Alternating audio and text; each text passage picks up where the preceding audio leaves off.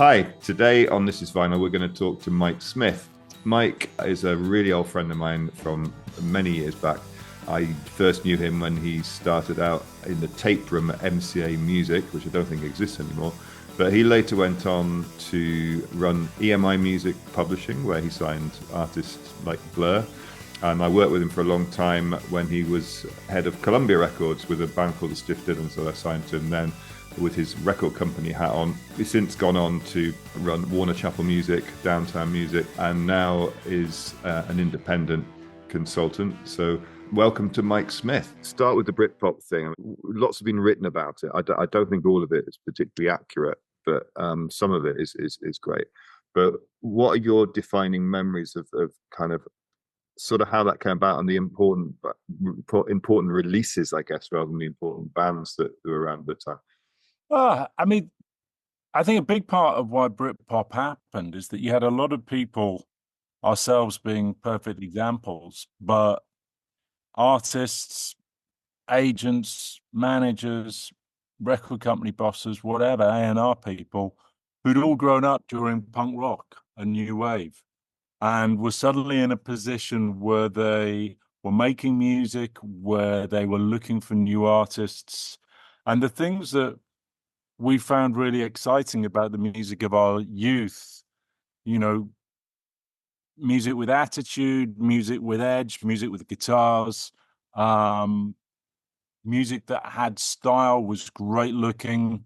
Um, that was the thing we were drawn to. That was the kind of music that people wanted to make.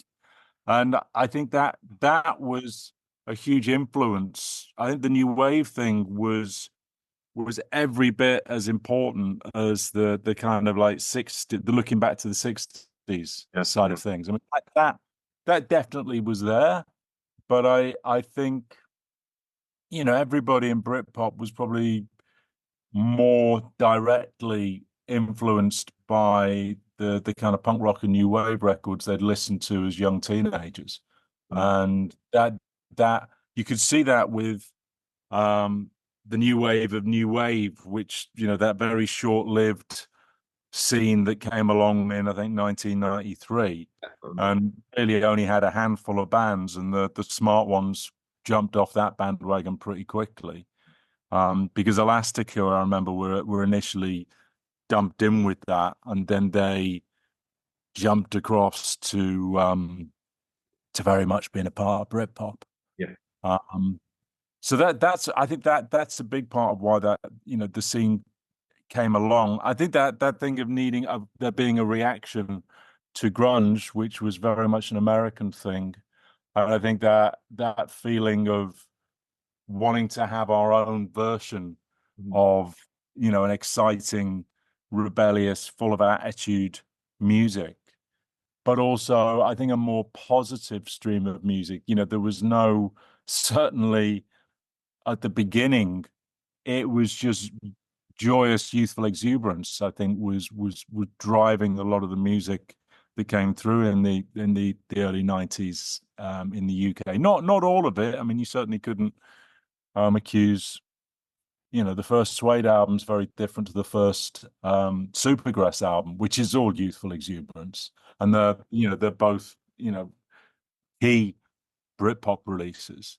But I think there was a lot of excitement and joy, and just the feeling of suddenly being able to gate crash the establishment, and that was something I felt, and something I think the artists I worked with felt, is that you went from alternative music in the 80s was very much marginalized and didn't really bother the charts. And then all of a sudden, towards the end of the 80s, it was really exciting when you saw a band like the Primitives was suddenly number 5 in the charts. And it made you think, oh my God, you can go from being in the NME to getting into the charts. And I think that's the other big thing about Britpop that some people really do focus on, but I think is core, is there was a level of ambition there. And these were artists that genuinely wanted to be successful, that absolutely wanted to make an impact.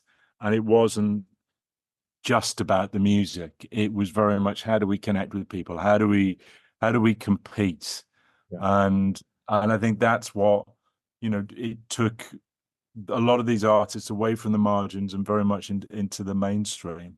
It felt like the You know, at that point in time from our office. I mean, we had the office in Camden next to Food yeah, Record. Madness had an office above us. Savage and Best were next door, and that whole and obviously a good mix of pub at the end of the road. yeah, That whole period felt very visceral, very raw, very kind of like you said. There was this energy, and it's almost like becoming a teenager for the first time again with yeah. testosterone running around your system.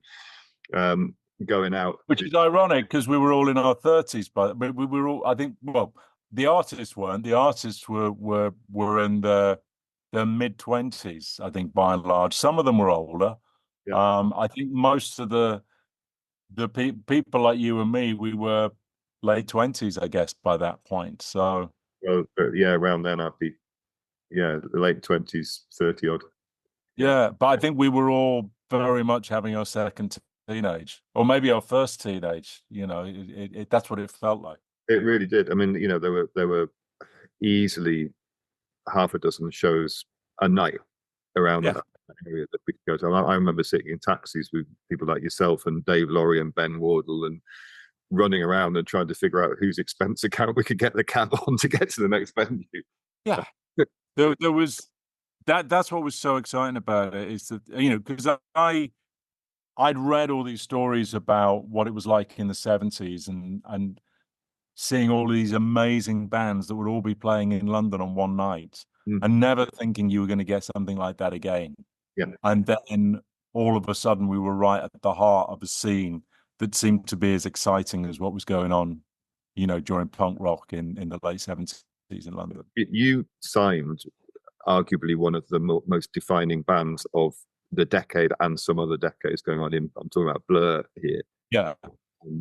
Hugely important band in so many ways and still are. And you follow uh, you know um, Dame path, and it's just some of the stuff that's been happening. It's been incredible. How Take me back to how you found. I'm interested in how you found Blur and the process you had to go through to get them signed, because obviously you knew there was something there. So Yeah. I mean, it was from going out every night of the week as a talent scout. I was working at MCA Music Publishing at the time, looking for new talent. I'd been there a couple of years. I hadn't signed anybody. I'd come close to signing some bands that were making a bit of a noise. So my bosses were beginning to trust me a little bit. They knew that I liked alternative music, guitar music. So they were encouraging me to focus on that rather than just this is hot, this is hot, and this is hot. You were seeing bands like the Stone Roses, the Spiral Carpets, the Charlatans coming through. So my bosses could see that there was a market for guitar music that maybe wasn't apparent a couple of years beforehand. So there was certainly an appetite for it. And the clubs I was going to all the time were, the Bull and Gate in Kentish Town, the Falcon in like Kentish Town, Camden Town, well, no, not so much the Dublin Castle at that time, but the Bull and Gate was fundamental. I'd be going there 2 or 3 times a week, and I remember being in the Record and Tape Exchange in Camden Town. They had a little poster on the wall that said Food Records latest signing. Blur are playing at the Bull and Gate, and I thought, I really like Food Records. I love the records they've been involved in. Big fan of Jesus Jones. On the management side, they looked after Voice of the Beehive, who I loved. I've met Andy Ross. I thought he was a really cool bloke. So I figured, well, if Food are involved, this has got to be worth checking out. And I went down to the Bull and Gate that Friday and saw Blur for the first time. And it was very chaotic. The band, there wasn't much of a crowd down there. The band were running around. It was very noisy and discordant. Damon was like climbing up in the rafters of the ceiling of the pub. then running off and being sick behind the drums. I saw, yeah, and they looked amazing. Damon looked like some kind of kid from Children of the Damned. Alex looked like he'd walked out of Brideshead Revisited. Graham looked great, but I didn't quite know what to make of it. It felt like, there was this kind of like completely thrashy, discordant side to them, quite art school punk rock. And then this other kind of like baggy side to them with the haircuts and the t-shirts. And so I couldn't work out if it was a little bit contrived. But there was enough there to make me go back the following week. And when I went back the following week, because they were doing a residency, I think, at the time, I was just so struck. Every single song that they played, I remembered vividly from the previous week, and just like the melodic sensibility, even in their most sort of like obtuse songs, was apparent, and I knew there was something really special there. And I got to hang out with them a little bit and realized what charismatic individuals they were. I saw them a couple of weeks later down at the venue in New Cross, and that was when the penny massively dropped because seeing them on a bigger stage and hearing a song like "She's So High," I just thought, oh my God, they could be the Stone Roses. This is a band that could be the next Stone Roses. This is a band that have got what it takes to have a platinum record, to get on radio, to be a much bigger band.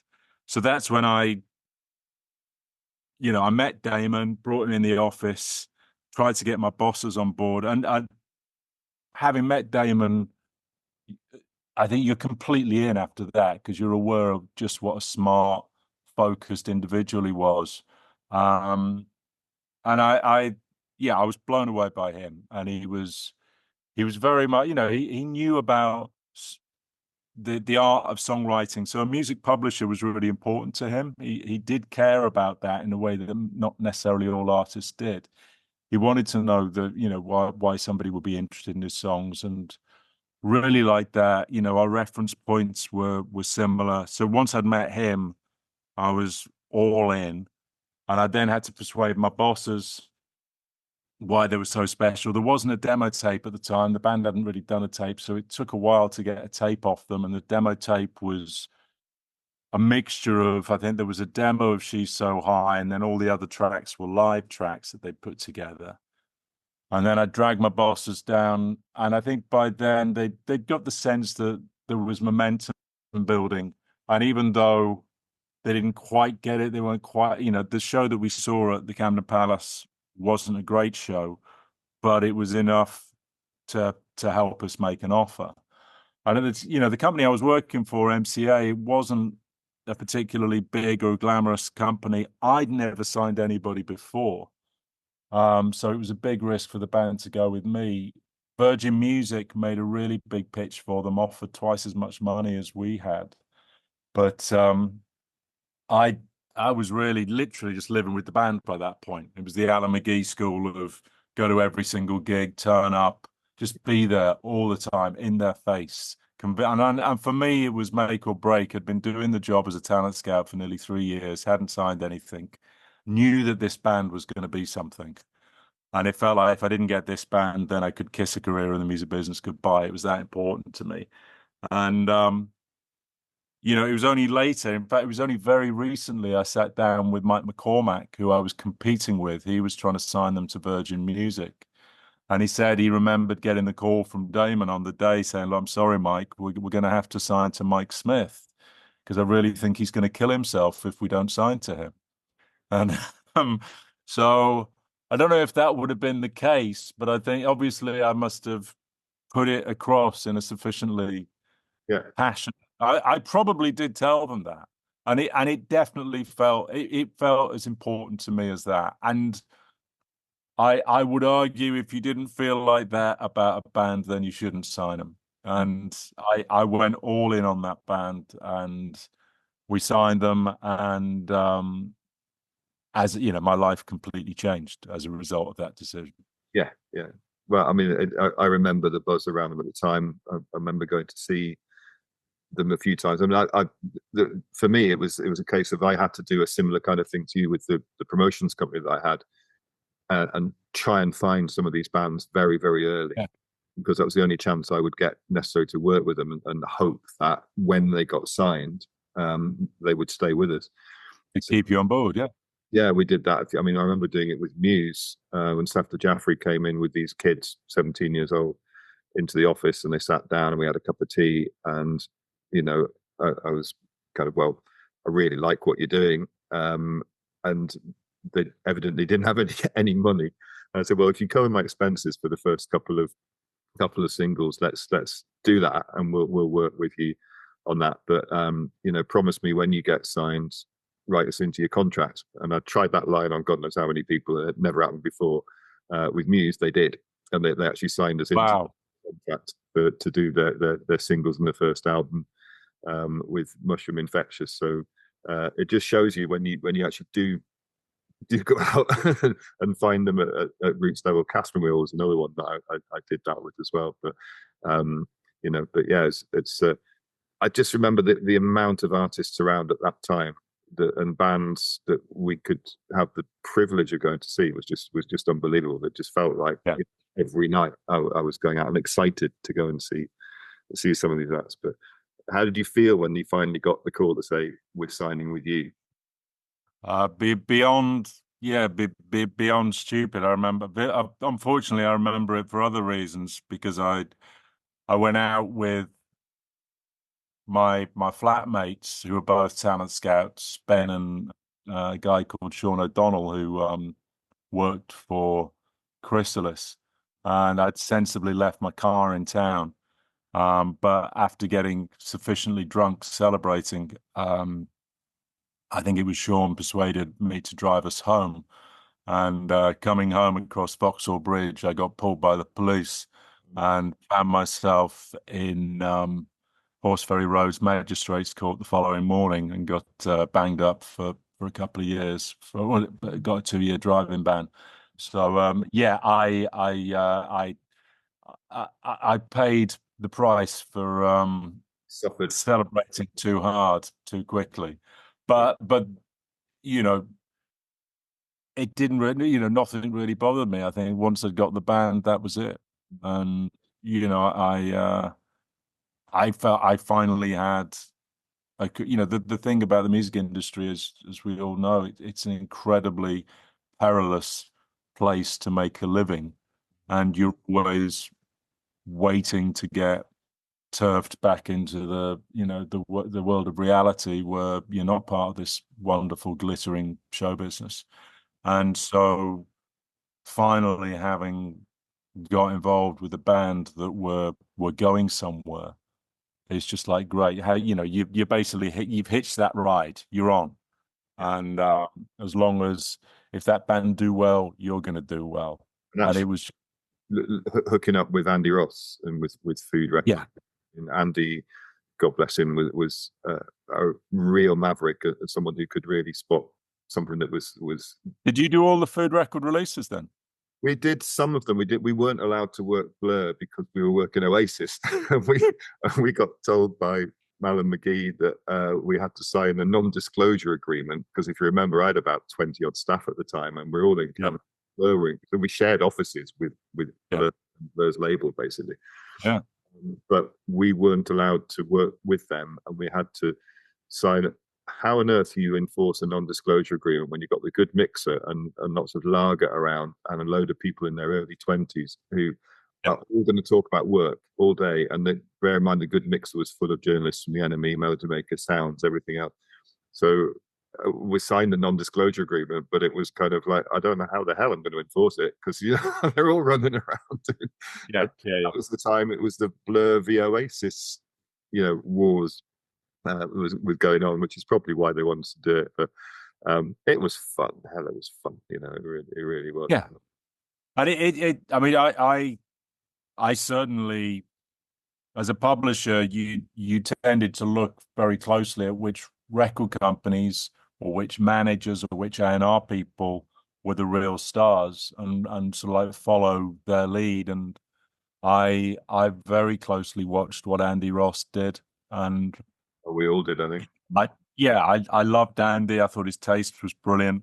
He was a such an inspiring musical figure. So I ended up doing a lot of the bands that were on Food, and I actually did a deal with Andy because he sort of like cottoned on, sort of going, "Hang on, if you're signing all the acts on my label, I want a piece of this." So having signed Strange Love and Blur, we did Dubstar and the Blue Tones Yeah. through Andy's publishing company. I think we signed Octopus directly, and then I'm sure there were other acts that we the Supernaturals we signed. All of the Uh, ones that we worked as well. We just weren't allowed to work Blur. Did you sign Shampoo? Sadly not. No, Martin Hall did bring me Shampoo, Yeah. and I didn't take them as seriously as I should have done. I mean, it's amazing. 2 million albums. Yeah, I know.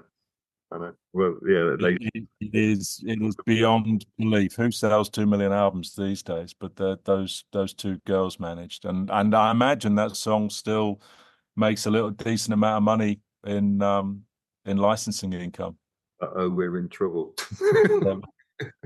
Yeah, we felt that. So you went on to from being a publisher to heading up Columbia Records for a while. I Yeah. mean, that must have been a different thing. I mean, you and I we met a couple of weeks ago. We were talking about um, vinyl in the 90s and 2000s, and my it occurred to me that without really realizing it, a lot of the major labels were creating an enormously collectible commodity because they were pressing vinyl in such small amounts. It was all about CD. That was public demand. That was what kids wanted to listen to. Um, but there was still this little threads of vinyl releases coming through. Um, how difficult did you find it to get vinyl pressed for your artists at that time? Yeah, really tough. I mean, everybody imagines, oh, you're running a record label, therefore you're in charge, and your decisions, it's like the hand of God coming down, and this will happen. And of course, it doesn't work like that. And to be honest, the people that run major labels, the actual label bosses, are often really struggling within the food chain of a major music corporation because you've got the chairman sitting above them. You've got the head of sales sitting at the right hand of the chairman that's essentially telling the chairman what's really happening and is in many ways the most, certainly back in those days when it was all about physical sales, the most influential person at the company. And obviously the head of sales is sort of like, why are we bothering with vinyl? You know, it costs so much more to manufacture. It is a royal pain in the backside to manufacture, to get the parts together, to, the lead time, Yeah, even back then, it was a lot more pressing plants, is a long time. Selling it in is hard work. It's so much better doing, a CD costs pennies to make. It is easy to ship, and you're getting a big chunk of cash back for it. Whereas a vinyl is a pain in the ass from, inception to being sold into the shop. Why do we have to do it? And you would just have to go head to head with the head of sales going, it's really important we do this. The artist really needs it. So we're going to have a major artist relations problem. I really want to do it. It will give us kudos with the fans. It's important that we do it. It's a great promotional tool. And through sheer bloody mindedness, certainly, all of the Columbia Records releases that we did from when I was there in 2006 to 2012, we managed to get out on vinyl. So, towards the end, it was very difficult to get more than 500 vinyl albums out the door. Slightly easier earlier on. But yeah, and everybody in the label, they were all music fans, and they were, all the people in the label loved the idea of doing vinyl and really having fun with it. I remember with the early Mark Ronson releases and the early Calvin Harris releases, we were doing 10 inches. I think we did an early Calvin Harris release with fluorescent green behind a die cut sleeve, so it slid in and out a bit like the OMD electricity sleeve. And That God, that must have cost a Dorman. fortune. Um, but is an amazingly collectible thing. Yeah. And a work of beauty, and all of the early sleeves. I mean, this is a good example of really going to town on the artwork. We used to do 10-inch singles for all the early Mark Ronson singles on Version, and it was the sleeve design was based on an Italian pop artist called Mimi Rotella, and it was all about torn strips from posters. So you could reveal what was on the poster underneath, like you used to see at the Tubes when they were stripping down posters. So you could have it was a brilliant way of combining an image of Mark Ronson with an image of Amy Winehouse or an image of Daniel Merriweather or Lily Allen. So it was a great way of sort of like combining the two, or so it was like, I think we got to make really beautiful things at that time, but things that have absolutely gone on to become hugely collectible. Yeah. Do you remember the Fluke releases that, there's Yeah, absolutely. we worked on something which you pulled out. It was like this gatefold thing, and as you opened the gatefold, it was like this massive pop up came out of it. And again, that must have cost. I remember thinking at the time, it must have cost absolute fortune to manufacture that. Would you remember the Octopus release? Yes. I mean, that was a board game, wasn't it? Although, I mean, Octopus was one of the last, money no object. I mean, everything about that campaign was money, and sadly, it sank without trace, which was a great pity because it was, they were a tremendous band. Yeah, but yeah, I mean, it was great that in those days you could still do all of that, and I mean, what's wonderful, I think, with the success of record collecting is that people are again putting together these beautiful packages. I mean, I know the new Blur live album, which is a triple, which is from their shows at Wembley Stadium last year. That looks like a beautiful package. Yeah, I've What? seen that one. Yeah. Yeah, I mean, I imagine Parlophone are putting that out, but yeah, they looks like they've really gone to town on it. Wow, fantastic. Um, yeah, I mean, some of those records. I mean, we get. Obviously now running a shop. I'm very excited when I see an album coming in that is one of those early pressings. So things like we had a Chapter House album in the other day, which was Oh wow, the first Chapter House record. like 70 quid or something like that. Is that how much it is? Wow. Oh, right. I've got that. Yeah, well, there you go. I bet your collection might be worth a little bit. But yeah, stuff like you get a Pearl Jam album in, you get an early Nirvana album in, you get early Oasis, a Blur, whatever, and because of the numbers that were pressed comparatively to CD, then and you think about the amount of albums that were lost, tipped, scratched beyond record, destroyed, so that the amount that were originally pressed, there's nowhere near that amount around in circulation. And they command, it always surprises me how much they command in terms of the value. And the collectors, when they come in, it's always very reverently kind of finding these things and going, "Oh my God," yeah, it's something. And what I'm finding fascinating, certainly in Spain, is the reproductions I'm finding of a lot of these records now are not necessarily high quality. I'll go into somewhere like Fnac, and they'll be selling Amy Winehouse's Back in Black, for example, and it just doesn't feel like a high quality record, reproduction, and yet they're selling it for €40. Crazy. But yeah, I guess the demand is there. The price of the originals is through the roof. Yeah. So that's why Like if anything happens to me, then my wife has got little stickers on some of my albums. So for God's sake, don't throw this one away. It's worth quite a lot of money. So I think that's the challenge because I'm sure if Joe were to invite an equivalent of your good self round, not your good self, but to come round and have a look at the collection, they go, yeah, that's great. Yeah, yeah, we'll give you $3,000 for it. And she go, fantastic. well, just And you, behind you, I'll give you $3,000 for that if you want. It's fine. yeah, there you go. And you're not going to be able to sit there and go, hang on, these early John Spencer records alone can probably cover that. You can't replace them. That's the thing. There's not enough of Yeah. them to replace. Very quickly, we've only got a few minutes left, but I wanted just to ask you quickly about film, music in film, because I'm going to do an interview with Ian, the lovely Ian Neal and Lee Jury from Fantastic. In a couple of weeks' time, and we're going to explore that relationship a little bit. You and I did something where we were managing a band called the Stiff Dillons for Absolutely. Songs and Perfect Snogging, and you signed the band.